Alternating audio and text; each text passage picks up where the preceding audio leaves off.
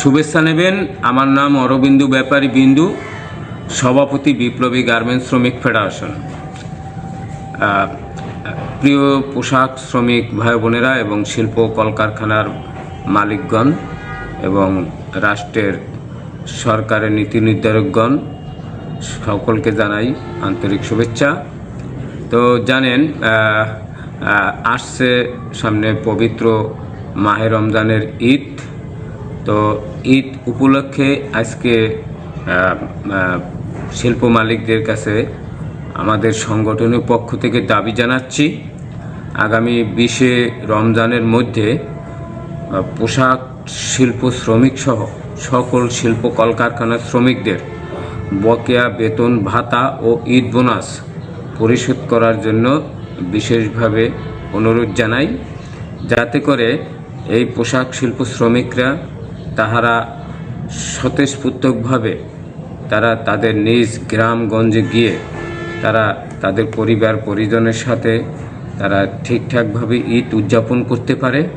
এই জন্য এই রাষ্ট্রের শিল্প কলকারখানা মালিক তারা তাদের আন্তরিকতা দিয়ে প্রত্যেকটা শ্রমিকদের পাশে তারা থেকে তাদের বকেয়া বেতন ভাতা এবং ঈদ বোনাস পরিশোধ করবেন আশা করি, যাতে করে কোনো পোশাক শিল্প শ্রমিকরা, কোনো গার্মেন্টস মালিক সহ কোনো কলকারখানার মালিকের বাড়ি এই বকেয়া বেতন ভাতা ঈদ বোনাসের জন্য তাদের রাজপথে না থাকতে হয়, এমনকি কোনো কলকারখানা মালিকের বাড়িতে ঘেরাও করতে না হয় এবং কোনো সরকারি প্রাতিষ্ঠানিক জায়গায় তাদের অবস্থান ধর্মঘট করতে না হয়, রাজপথে না থাকতে হয়।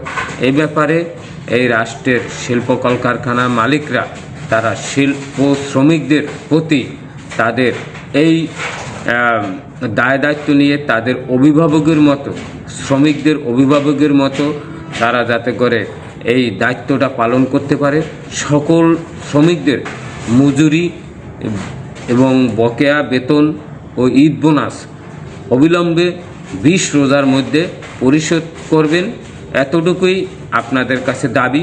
সেই সাথে দাবি এই রাষ্ট্রের প্রশাসনের কাছে, এই কলকারখানার শ্রমিক সহ বিভিন্ন শ্রেণী পেশার মানুষ করে তারা নির্বিঘ্নে নিরাপদে তারা তাদের নিজ বাসস্থানে তারা যেতে পারে।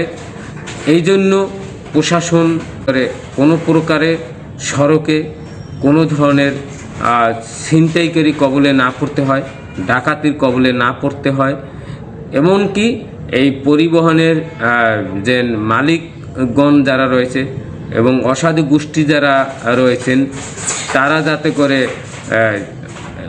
ভাড়া নৈরাজ্য না করতে পারে, এই ব্যাপারে প্রশাসন সরকারের নীতি নির্ধারকগণ খেয়াল রাখবেন।